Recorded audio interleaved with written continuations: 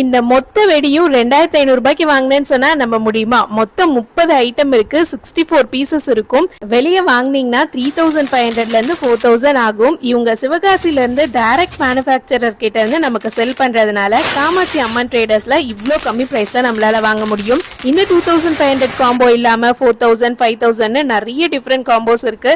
நான் வாங்கின பாக்ஸ்குள்ளார என்ன இருக்குன்னு ஒவ்வொன்னா பார்க்கலாமா?